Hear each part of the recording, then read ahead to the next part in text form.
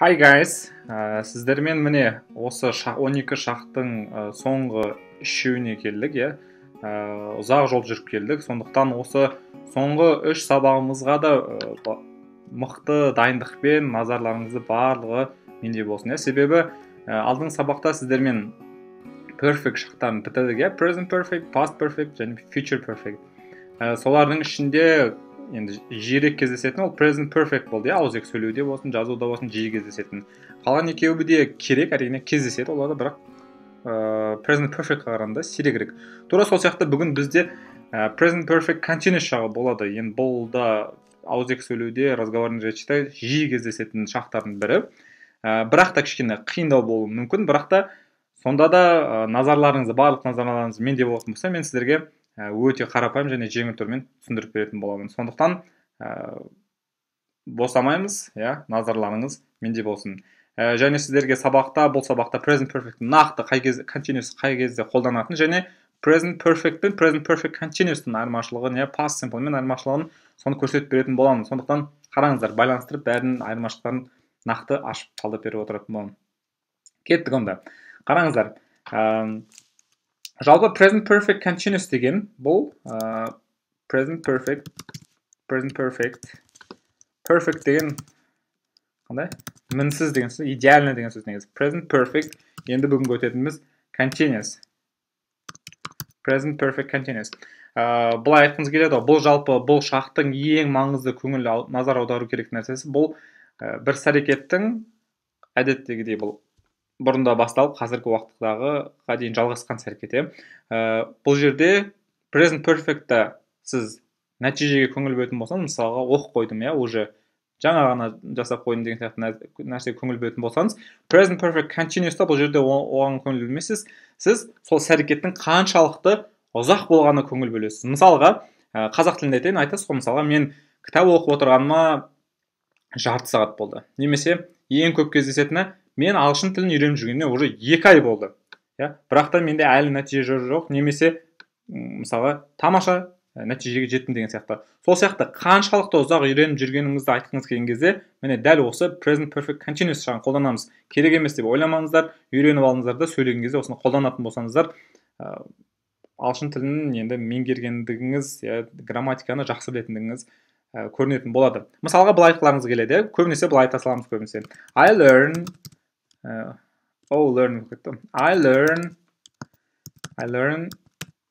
English. Естеріңізде ме? For деген алдыңғы сабақ айттым. For 2 years. Мысалы, біреу 2 жыл оқып жүреді. Сіздер өз айта салаларыңыз келеді. Бұл жерде қай шақ? I learn. Зат есім және етіс қоя салдыңыздар. Бұл present simple шағы. Ағылшын тілін үйреніп жүргеніме 2 жыл болды, немесе 2 жыл бойы үйреніп жүрмін мен деп айтқыларыңыз келген кезде өсіп айтқыларыңыз келеді. Бірақ та бұл грамматикалық тұрғыдан дұрыс емес. I learn English for 2 years деген дұрыс емес болады.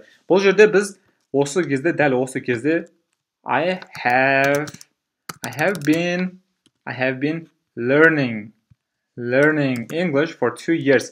Яғни қарасаңыздар, бұл жерде present perfect шағымен present continuous бар еді ғой, мысалға, дәл қазір жасап жатырмын деген. I'm doing, I'm explaining, мен түсіндіріп жатырмын деген сияқты. Сол екі шақтың былай айтқанда бір-бірімен кіріп кеткен байланысты түрі. Сол кезде мына жаққа қарайтын болсаңыздар, I have been learning English for 2 years. Яғни бұл жердегі ең маңызды дабыл сөздер осы for және since деген сөздер бар. Алдыңғы сабақта сіздерге түсіндіргем. Present perfect пен де қолданады, бірақ кейбір жағдайларда ғана, сіздерге алдында сол кейбір жағдайын ғана түсіндірген, бүгін нақты қай кезде қолдануға болатынын көрсетемін. Бірақ та ең маңыздысы бұл for және since деген почти всегда бұл present perfect пен continuous пен қолданылады. Енді қараңыздар, I have been learning English for 2 years. Немесе басқаша қалай айтсақ болады. Яғни мына жағына жазып қояйық. Бұл шақтың ең маңызды дабыл сөздері since және for.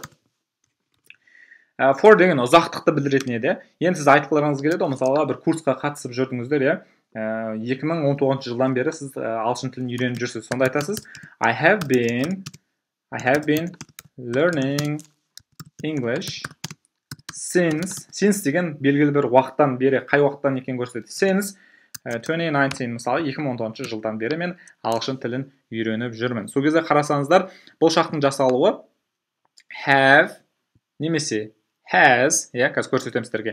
Been және етістікке ing жалғастыр. Негізі ондай қатты қиындығы жоқ, себебі үшінші форманы біліп, бұл жерде керек емес. Been бар. Been'ді қоя салады болды. I have been learning, she has been doing, I have been playing, I have been flying деген сияқты тек қана етістікке ing жалғай бересіздер. Главное have been немесе has been деп білсеңіздер болды. Енді қараңыздар, осы жерде тағы да бір сөз табылады. Compare деген сөз бар. Compare деген бұл салыстыру. Compare. Comparative adjectives деген бар. Comparative adjectives деген салыстырмалы шырай деген сөз. Сынесім. Мына жерде салыстырып көрейік мысалға. I learn English деп айтатын болсақ, I learn English. I learn English деген. Бұл жалпы мен ағылшын тілін үйреніп жүрмін, үйренемін жалпы. Ал I have been деген бұл жерде қайтадан, маңызын түсініп, I have been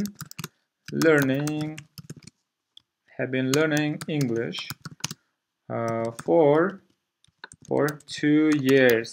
Яғни бұл жерде ұзақтыққа қатты көңіл бөлеміз. Қаншалықты ұзақ болып жатыр іс-әрекет өткен шақтан қазіргі уақытқа дейін. Ол мысалға 10 минут болуы мүмкін, 1 күн болуы мүмкін, жарты жыл, 1 жыл болуы мүмкін. Маңызы қанша уақытқа созылып жатқандығына көңіл бөлеміз.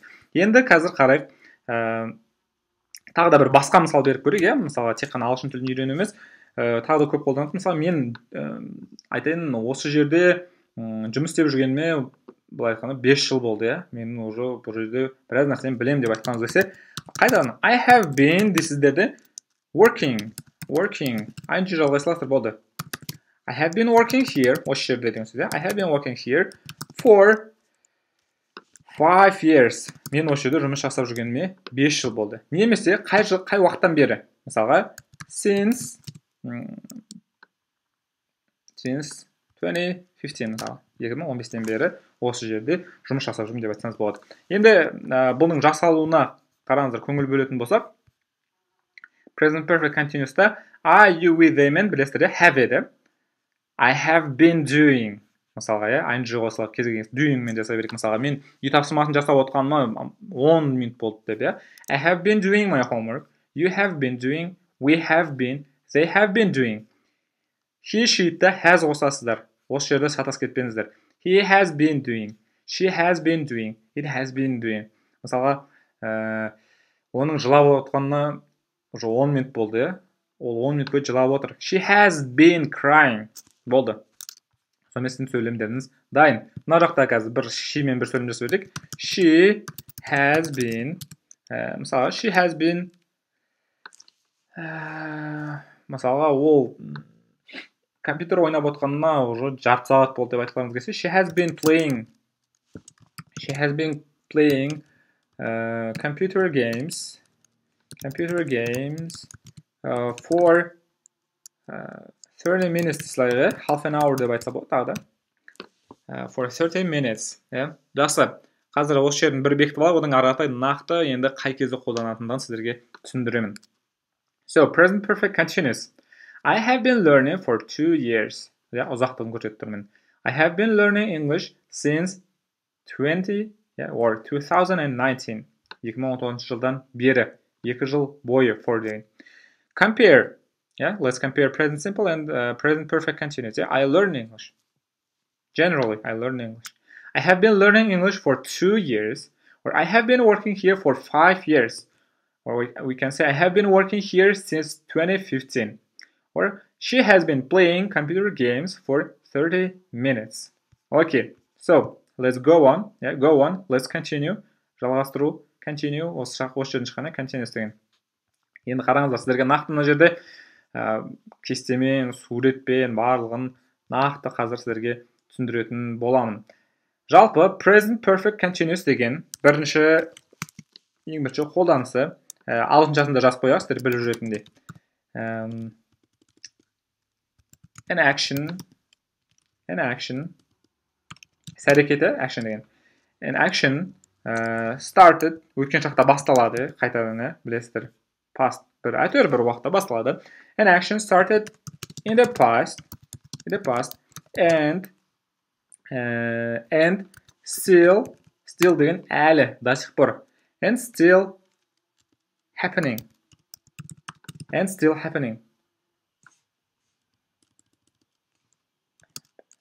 Still happening.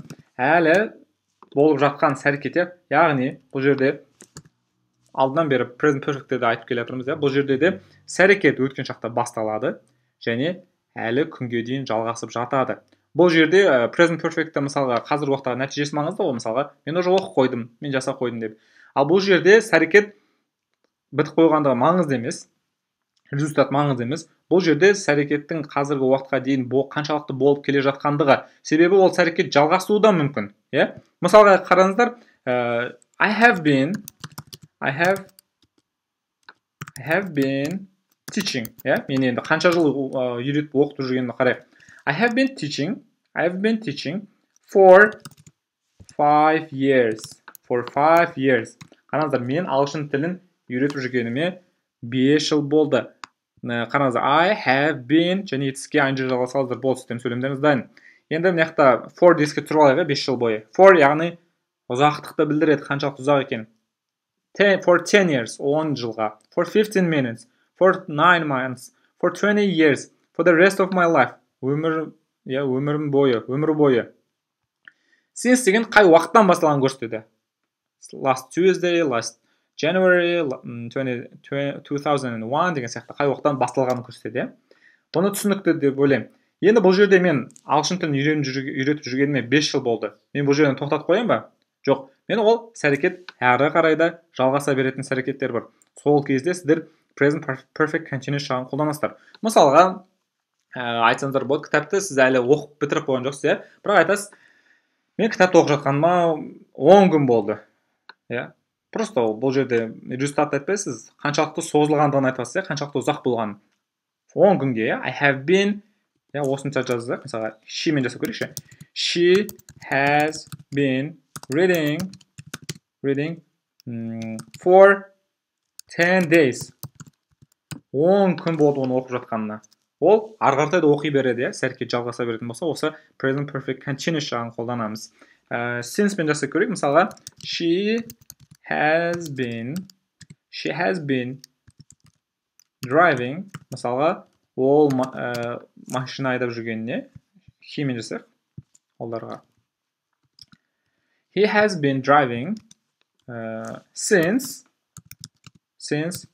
childhood. Таңғалмаңыздар, бұл жерде де бұл бір уақыт көрсеткіші сияқты, балалық шақтан бері. Айтма, since деген белгілі бір уақыттан бері. Ол балалық шағынан бері, бала кезінен бері айдап келе жатыр. He has been driving since childhood. Кішкентай кезінен бері ол машинаны айдап келе жатыр. Ол әлі де айдай береді, жалғастыра береді. Осындай кезде сіздер present perfect continuous жағын қолданасыздар. Және екінші бір кез бар, осы present perfect continuous жағын қолданатын. Көбінесе міне осы кезде қолданатын негізі. Осын жаттамаңыздар, бұл сөйлегенде де көп қолданады ғой. Мысалға, мен кітап оқып жатқаныма осынша уақыт болды, мен үй жұмысын жасап жатқаныма жарты сағат болды, әлі біте алмай жатырмын деп, I have been doing my homework for half an hour, but I cannot still finish it. Әлі бітіре алмай жатырмын мен, деген сияқты айтқан кезге де осы қолдансаңыздар болады. Екінші кезі бұл action started, қайтадан өткен шақта басталады. Started in the past, өткен шақта басталған. And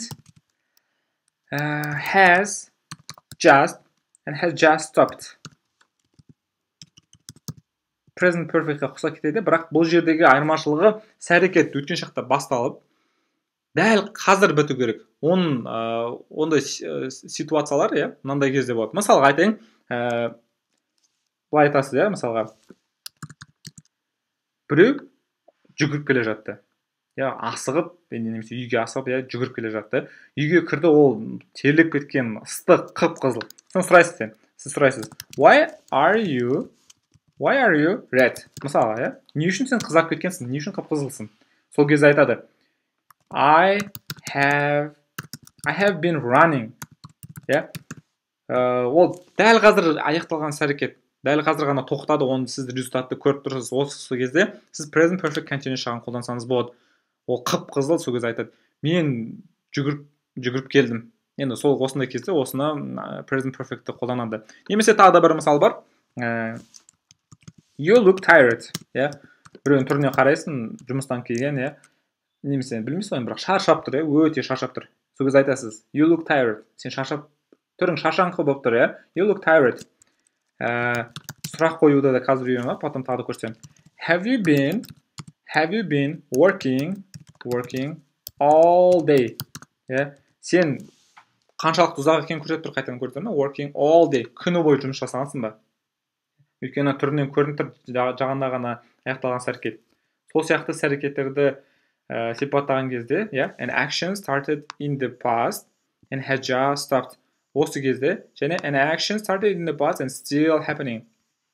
Осы екі кезде сіздер present perfect continuous шағын қолдансаңыздар болады. Главный жаттап алатын нәрселеріңіз бұл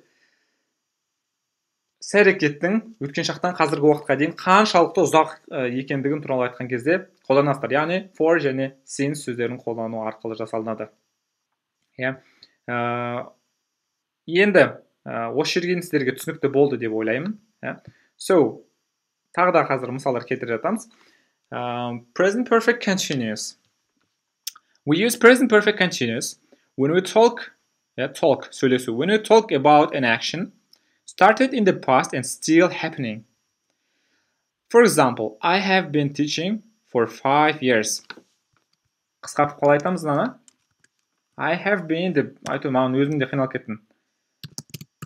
I've been деп айта саламыз қысқаша. Енді she has been деп айта береді, бірақ have дады we've been деп қысқаша осылай айтылады сөйлеген кезде.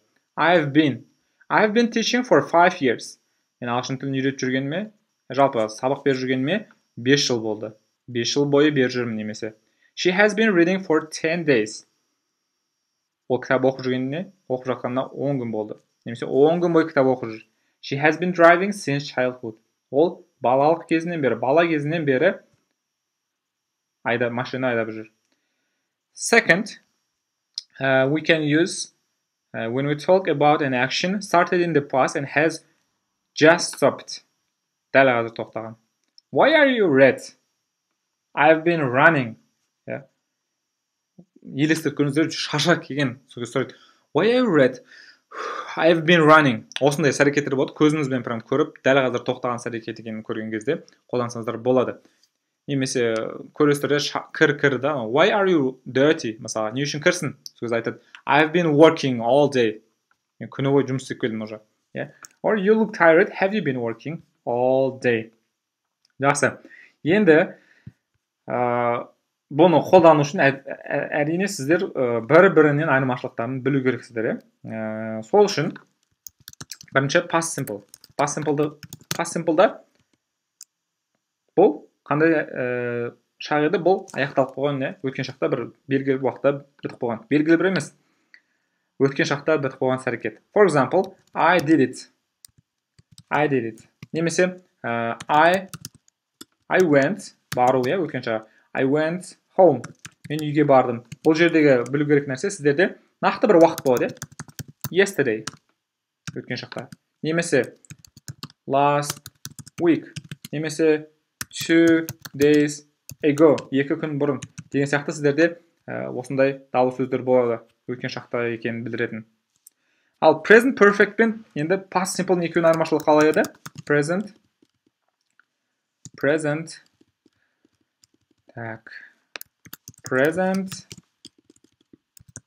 perfect. Past simple'ды белгілеп қойық. Past simple бұл өткен шақта аяқталып қойған іс-әрекет. Present perfect деген бұл бұрында іс-әрекет, өткен шақта басталған және қазіргі уақыттағы нәтижесі маңызды. Бұл кезде ең маңызды көбінесе білу керек нәрселер I have just немесе already. Немесе I have just already. Осы екеу. I have just already done. Үшінші форма қолданады. I have already or I have just done my homework.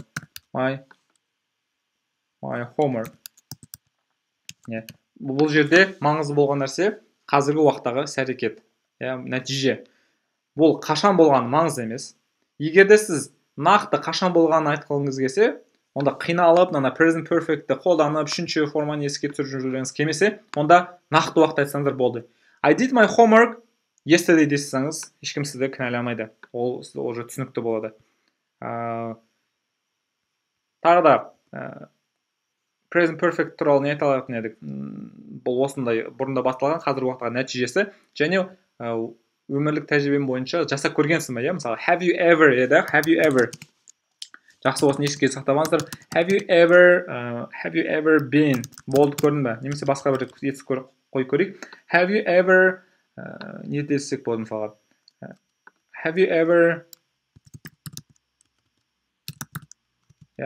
driven a car? Машина айдап көргенсің ба? For example, yes, of course, I have. Yes, қысқаша жауап беретін болса осылай, yes, I have деп жауап берсеңіздер болады. Yes, I have. Бұл, яғни, өткен шақта басталып, қазір аяқталып қойған іс-әрекет еді. Енді қазір біздің өтіп жатқанымыз бұл present perfect ұқсайды, present perfect, және бұл жердегісі continuous. Нақты біз present perfect continuous туралы өтетін боламыз. Жаңа сіздерге айтқан сияқты, бұл present perfect continuous'та қазіргі уақыттағы present, енді екеуінің айырмашылығын қарайық, present perfect пен present perfect continuous'тың. Мысалға айтайық, бұл жердегі маңызды нәрсе қаншалықты ұзақ болып жатқаны, иә? Мен сіздерге айта аламын, мысалға. Мен бұл видеоны жазып жатқаныма 15 минут болды. Мысалға, иә? I have been жазу, мысалы, record, иә? I have been recording this video for 15 minutes. Бұл видеоны жазып жатқаныма 15 минут болды. 15 минут бойы мен жазып жатырмын деп айтса да болады немесе. Қараңыздар. Осы жердегі бұл қаншалықты ұзақ екенін көрсетті. Ал мен айтатын болсам, уже мен жазып қойдым. Мысалы, ұзақ уақыт жазып отыру да қиын ғой. Мысалы, мен айтамын да, мен уже жазып қойдым. I have already recorded this video. Маңыздысы не? Мына жерде нәтиже болатын. Ал мына жерде мен қаншалықты ұзақ уақыт мен оны жасап отырдым. Сол нәрсеге қарайсыздар. Ұзақтық, ең маңыздысы ол ұзақтық. Қараңыздар, мына жаққа да жазып қойын жандарына. Мына жерде ең маңызды бұл результат керек, ең маңызды result болатын болса, мына жерде ең маңызды ол duration. Бұл duration деген ұзақтық деген сөз. Ең маңызды duration. Бұл жердегі ең маңызды білу керек нәрсе for және since. Қанша уақыт бойы немесе қай уақыттан бері екенін көрсетеді. Яғни бұған көбінесе осы мынандай сұрақ қоямыз. How long мен сұрақ қойылады. Қаншалықты ұзақ.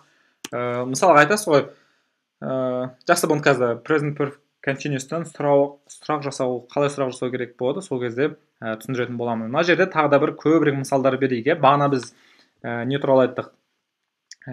Қаншалықты ұзақ ағылшын тілін оқуға, қаншалықты ұзақ жұмыс жасап жатқандығымыз туралы айттық.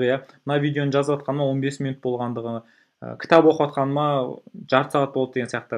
Тағы да бір мысал айтайық. Сіздер айтуыңыз мүмкін, сіздер енді бұл видеоны көріп отқандарыңызда қанша болды? Өздеріңіз минутқа қараңыздар да айтып көріңіздерші. Тоқтатып қойып айтып көрсеңіздер болады. Қарау деген watch. Тоқтатып көріңіз. I have been watching. Негіз қиын емес, I have been watching this video for мысалға айтайын, 20 минут болды. Мысалға, осы видеоны көріп отқаныма 20 минут болды деп айтқаныңыз кезде, осы мысалды қолданысыңыздар болады. Бір мысал берілдік. Мысалға, айтасыз, мен мысалға әпкеңізде, ол бір ұзақ ұйықтап жатырсың, айтасыз, анан ұйықтап жатқанына уже 5 сағат болды деп айтқаныңыз кезде, she has been sleeping for 5 hours. Hours деген бұл сағат. She has been sleeping for 5 hours деп осылай сіздер айтсаңыздар болады. Сол кездегі сіздердің ең маңызды назар аудару керек нәрсе. Past simple мен present perfect'ның айырмашылығы. Past simple бұл өткен уақытта, нақты бір уақытта аяқталып қойған. Кеше наргон 2 күн бұрын бұл бітіп қойған әрекет. Ал present perfect болса өткен шақта басталып қазіргі уақыттағы нәтижесі маңызды. мен уже жасап қойғанмын, мен айдап көргенмін, иә, деген сияқты айырмашылығы осы. Екеуін мысалға жаңа айттым, сіздер қазіргі уақыттағы нәтиже болды ғой, иә, сіз қай уақытта болған маңызды емес. Енді нақты қай уақытта екенін айтқыларыңыз келсе, онда past simple'ды қолданыса саласыздар, проблема жоқ, айта беріңіздер. Мысалға айтасыздар ғой, иә, мен Абай жолын оқығанмын. Yes, I have read Абай жолы. Екеуінде мына жерге жазып көрейікші, мысал ретінде. Present perfect'та осылай болады, иә. I have read Абай жолы. Абай жолы, мысалға. Иә, мен Абай жолын оқыдым. Енді сіз нақты қай уақытта оқығандығыңызды айтқыңыз келсе, сіз просто былай айта саласыз. I read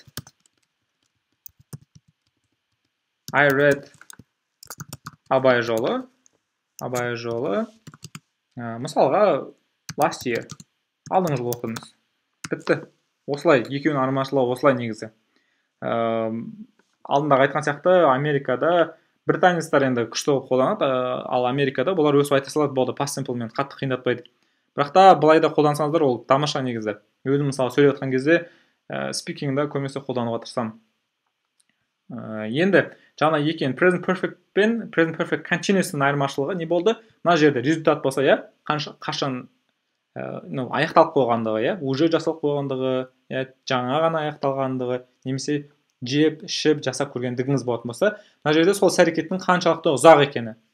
Мысалға, 15 минут бойы, 20 минут бойы, 5 сағат бойы деген сияқты. Енді қайталамас бұрын тағы да бір нәрсесін айтып кетейін, бір өте маңызды екі нәрсені білу керексіздер осы жерде. Present perfect және present perfect continuous'қа байланысты өте маңызды екі нәрсе бар. Біріншісі бұл сіздерге алдыңғы сабақта төртінші сабақта айтқан present continuous өткен кезде state verbs деген болатын, state verbs. Яғни бұл хал, ахуалды білдіретін, жағдайды білдіретін. Мысалға, сезіну, feel, understand, түсіну, жақсы көру, қалау деген етістіктер бар еді ғой, ол ұмытпасаңыздар сол сабақтан қайтадан қараңыздар, немесе дәптеріңізге жазып алған сияқтысыздар. Белгілі бір етістіктер бар, мысалы like, love, want, believe, understand деген сияқты етістіктермен сіздер не істейсіздер? ING жалғай алмайтын едіздер, Мысалы I'm liking, I'm wanting деп айта алмайсыздар деген сияқты деп айтқанмын. Тура сол сияқты, тура осында present perfect continuous шақ мағынасында тұрса да, бірақ та сіздер ING жалғай алмағандықтан ол present perfect шағына кетіп қалады. Мысалға, сіздерге алдыңғы сабақта for және since-пен түсіндірген оны сіздерге. I have known. Айтып едім ғой, I'm knowing деп айта алмайсыздар. Тура сол сияқты да, I have known my friend for 2 years. Естеріңізде ма? Мен досымды 2 жыл бойы білем. Білгеніме 2 жыл болды демесе. Сондай мағынада айтсаңыздар. Бұл жерде маңызды бұл ұзақтық болды, Қаншалықты ұзақ екен? Бұл present perfect continuous еді. Бірақ та естеріңізде болса, бұл етістікпен сіздер ING жалғай алмайсыздар. Сондықтан бұл жерде сіздер present perfect'ті қолданасыздар. Мағынасы бірақ present perfect continuous, қаншалықты ұзақ екен. Бұл жер бұл проблема емес. Сол сияқты love деген етістік бар, мысалға. Айтасыздар ғой, ол жігітін мысалға жақсы көріп жүргеніне 5 жыл болды мысалға. Ол жерден тоқтап қалмайды, ол әлі де жақсы көре береді мысалға. Айттым жаңа present perfect жалғасып келген әрекет ол және жалғасуы да мүмкін. Мен мұғалім болдым, мен үйретіп келе жаттым, мен әлі де үйретемін. Сол сияқты солай қолдансаңыздар болады. Мысалға, she has loved деп айтасыздар. She has been loving деп айта алмайсыздар, мен де айтып жазып жүрсіздер. She has loved her boyfriend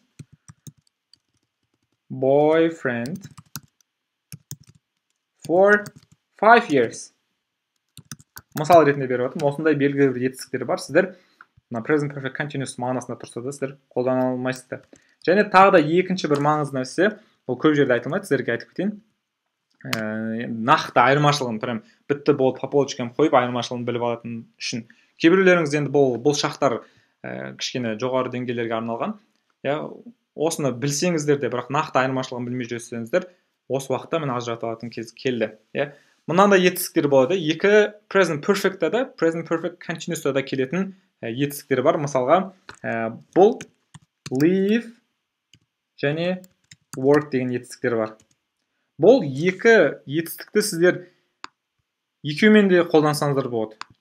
Проблема жоқ. Қайсымен қолдансаңыздар да. Мысалға, алдыңғы сабақтарда мен айтқам, иә. I have lived in Almaty. In Almaty. Since мен айтайықшы, формен көп айттық. Since 2012. Мен 2012 жылдан бері, оқуға түскеннен бері сол жақта тұрып жатырмын. Немесе, тура осыны I have been living in Almaty since 2012 деп айтсаңыздар болады. Ешқандай айырмашылық жоқ, және ешқандай қате де болмайды. Осы нәрсені айтқым келді. Және work дегенге де байланысты тура солай. Мысалға, мен қандай мысал келтірейін дедім. Мен мұғалім болып жұмыс істегеніме 5 жыл болды. Немесе ол деп айта берейікші. Қасым has worked, present perfect жасам. Қасым has worked as a teacher for 5 years. 5 жыл болды, мен мұғалім болып жұмыс жасап келетқаныма. Қасым has worked as a teacher for 5 years. Маған жаттап алсаңыздар болады, as a teacher. Мұғалім ретінде дегенді, сол as деген қолданады, as a teacher. Мысалға,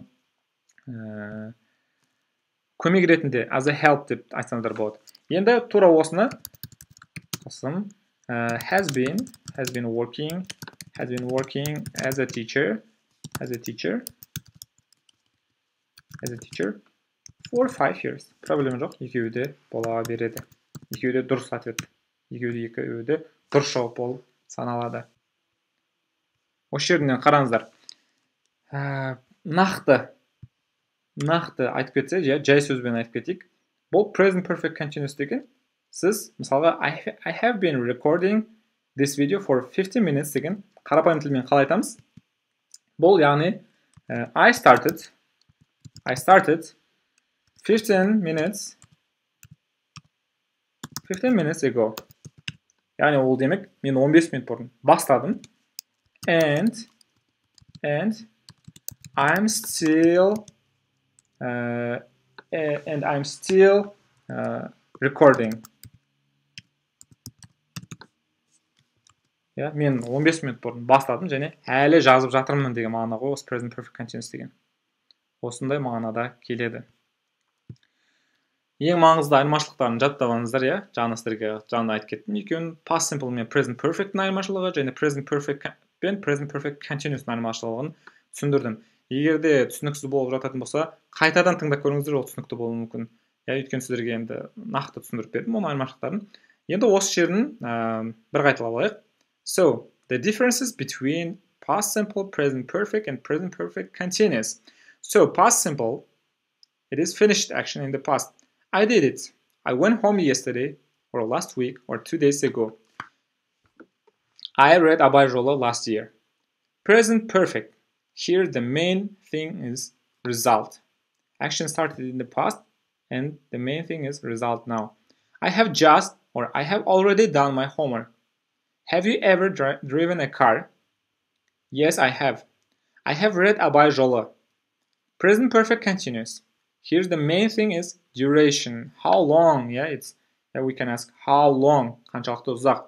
And we can use for and since. I have been recording this video for 15 minutes. It means I started 15 minutes ago and I'm still recording it. I have been watching this video for 20 minutes. Былай қалай айтамыз? I started 20 minutes ago and I'm still watching it. Мағынасы сондай. She has been sleeping for 5 hours. And we have to be very careful with these verbs. It is state verbs.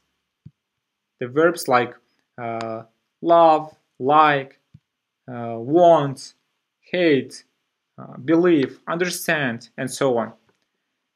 For example, I've known my friend for 5 years. She has loved her boyfriend for 5 years. I've lived in Almaty since 2012. I've been living in Almaty since 2012. Qasım has worked as a teacher for 5 years. Or Qasım has been working as a teacher for 5 years.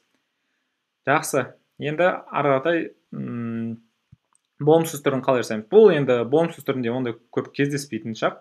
Көбінесе жаңағындай қаншалықты ұзақ жасап жатқандығыңызды айтасыз. Енді болымсыз түрінде де айтса болады. Болымсыз түрін айту үшін тек not жалғай саласыздар. Have not. I haven't been doing. Мысалға қолданса да болады. Мысалға айтасыз, мен ағылшын тілін үйренбей жүргеніме, енді үйреніп келе жатасыз да, енді соң ағылшын тілін қайталамай жүргеніңізге, немесе ағылшын тілін үйренбей жүргеніңізге қаншалықты уақыт болды соны айтқыңыз келген кезде I haven't been learning, or you haven't been learning, we haven't been learning, they haven't been learning, he hasn't been doing, she hasn't been doing, it hasn't been doing.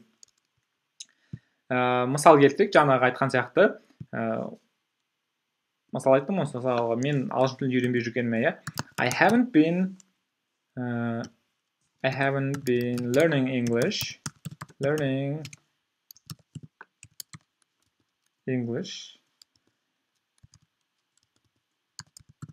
I haven't been learning English for 1 week.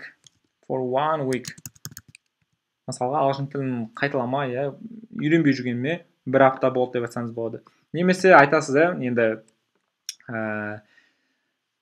екі, мысалы, інісі ағасы інісін айтуы мүмкін, немесе інісі ағасын айтуы мүмкін. Сен жұмыс жасамай отырған жоқ, 10 минут болды ғой, жұмыс жасасаңшы деген сияқты, сол кезде айтасыздар, сол айтады. You haven't been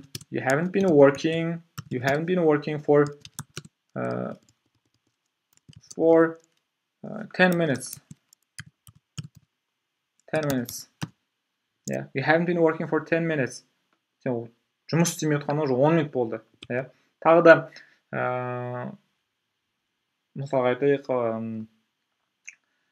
бір күні түні телефон ойнайтын адамдар ойнамай қалса, таңғы уақыттан бері ойнамай отыр, деп айтқыңыз келсе, she hasn't been playing since morning. Таңертеңгі уақыттан бері, таңертеңнен бері ол ойнамай отыр. Яғни бұл жерде де ұзақтықты көрсетеді. She hasn't been playing since morning. Осы кезде біз болымсыз түрін қолданамыз. So, examples. I haven't been learning English for 1 week. You haven't been working for 10 minutes. She hasn't been playing since morning. Жақсы. Енді сұрағын сіздерге. I have already showed you. Мен сіздерге уже көрсетіп қойдым, қалай жасалынатын еді? Have been has алдына шығады, және ing жалғанады. Мысалға, have you been sleeping? Have you been running? Have we been running? Мысалға, has he been playing? Деген сияқты. Енді мына жаққа қойдым, қазір мысалдарға көбінесе қалай қолданады дедім? How long мен қолданады, қаншалықты ұзақ деп бастайды сөйлемді.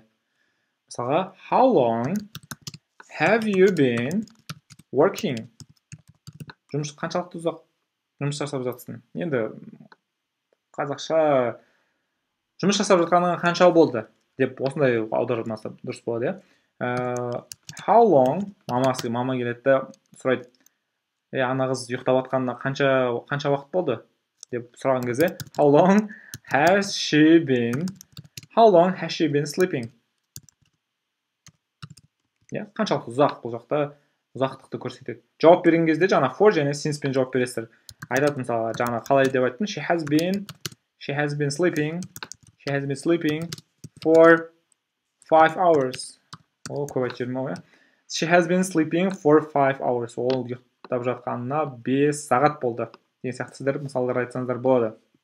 Немесе тек қана have been бастайтын болсаңыздар, жаңағы айттым ғой. You look red. You look sweaty. Мысалға, терлеп тұрсың, қып-қызыл болып кеткенсің.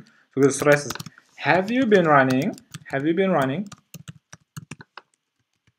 Тоқтамай жүгіріп келдің ба деп сұрайсыз, сол кезде осыны қолдансаңыздар болады. Немесе тағына жаңа мысал болды. Сұрайсыздар біреудің. Сен ағылшын тілін үйреніп жүргеніңе қанша уақыт болды деп сұраған кезде, How long have you been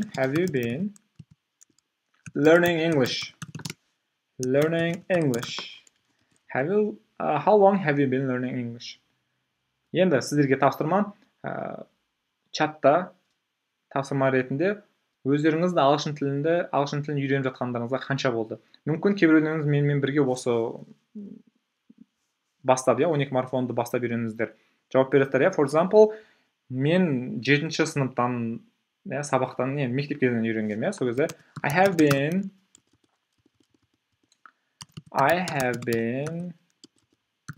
learning English. Дейсіздер де, сіздер де жауап маған міндетті түрде жазып беріп кетіңіздер. Осындай жалпы.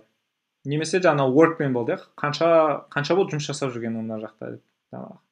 Стол басында отырып, әңгімелесіп отырған кезде сұрайды ғой. Сен мына жақта жұмыс жасап жатқанға қанша болды деп. How long have you been working? Болды. Онда қиындық жоқ. Жауап бергенде де I have been working here for 5 years. 5 жыл болды мен жұмыс жасап келе жатқаныма деген сияқты. Okay, so examples. How long have you been working? How long has she been sleeping? She has been sleeping for 5 hours. Have you been running? How long have you been learning English? I've been learning English for 5 years, 10 years, 1 month, or 1 week. Okay, so қорытындыламай тұрып, барлығын ағылшынша бір бекітіп алайық, барлығын бір қайталап шығамыз. Ол өте маңызды. Bir жағынан сіздердің тыңдалымдарыңызды дамытуға да маңызды. So, present perfect continuous. Actually, we use it often. So, you have to be able to use it. You have to know when we use it. So, present perfect continuous. I've been learning English for 2 years. I've been learning English since 2019. Compare. I learned English. It's generally. I've been learning English for 2 years. How long? For 2 years. I've been working here for 5 years, or since 2015. She has been playing computer games for 30 minutes.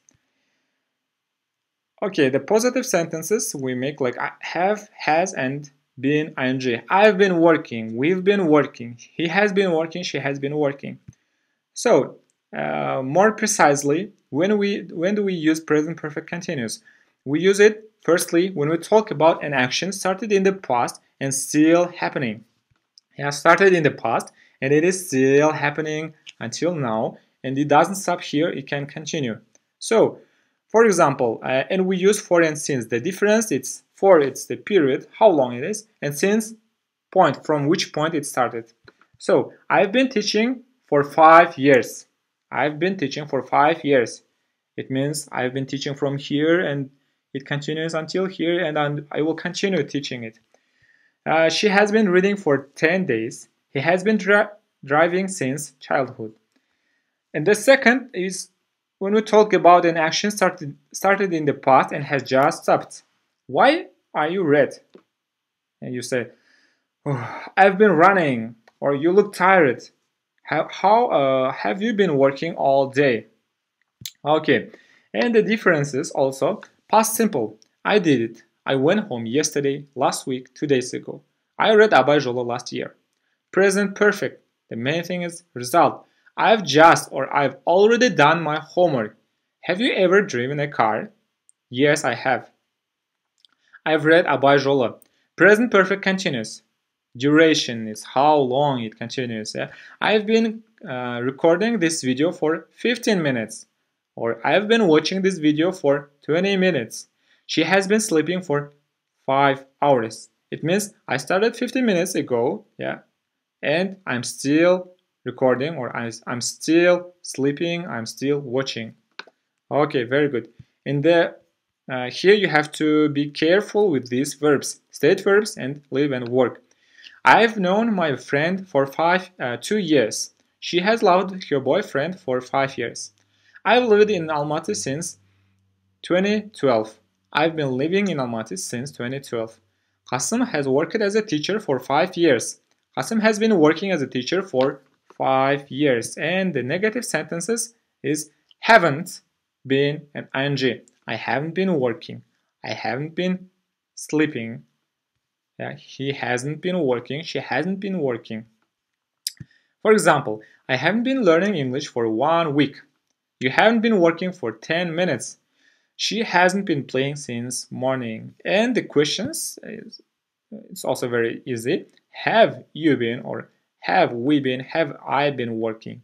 Has she been sleeping? Has he been working? And so on. For example, how long have you been working? How long has she been sleeping? She has been sleeping for 5 hours. Have you been running? How long have you been learning English? I've been learning English for or since, and you say the period and you say the duration, how long it's okay. So let's conclude. In conclusion, present perfect is an action which started in the past and still happening, still going, or the action which has just stopped. And we use for and since to describe this tense. Yeah, it's actually important tense. Yeah, we use it often. So you have to know when we use it and how do we use it. Сонымен осы шақты present perfect continuous жағын аяқтадық.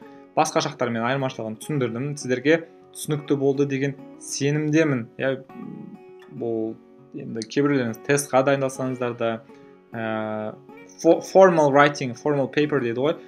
Жаңағындай бір эссе жазған кезде, сондай кезде сіздер сөйлеген кезде де жиі қолдануға болатын шақ. Сондықтан осыған байланысты тест болады, иә, сол тестті жасап көріңіздер, әртүрлі жағдайларда келетін сөйлемдерді жасаңыздар. Мен берген үй тапсырмадан бөлек те өздеріңіз көбірек сөйлем жаза берсеңіздер болады. Ол бір нәрсе қайталана беруі мүмкін, мысалы, I have been working, you have been working, she has been doing деген сияқты. Бірақ сол нәрсе бұл тілдің, басқа тілдің табиғи түрде меңгерілуіне көмектесетін нәрсе сол. Сондықтан мысалдар бергенде де бәрін бір нәрсені қайталана береді. Сіздер дұрыс сұрақ қоя алып, дұрыс болымды түрде, болымсыз түрде айта алатын болсаңыз, жиі айта беретін болсаңыз, оны кейін нақты қай кезде қолданатын да және жақсы ажырата алатын боласыздар. Жақсы, енді біздің осыдан кейін 2 сабағымыз қалды. Бізбен бірге тоқтамай күнделікті сабақты көріп келе жатқан оқушы студенттерімізге жарайсыздар деймін. Осы қалыптарыңыздан таймаңыздар. Енді егер де осы біздің сабақтар ұнап жатса, методика ұнап жатса, онда айтудан жалықпаймыз. Бөлісіңіздер басқалармен, пікір жазып кетіңіздер. Пікірлеріңізге байланысты бізде осындай сабақтар көбірек жаза береміз, сіздерге көбірек бөлісе беретін боламыз. Ең жақсы, ең сапалы, ең бастысы жүйелі білімді сіздерге беретін боламыз, тез нәтиже беретін. Жақсы, келесі сабаққа дейін кездескенше, see you later.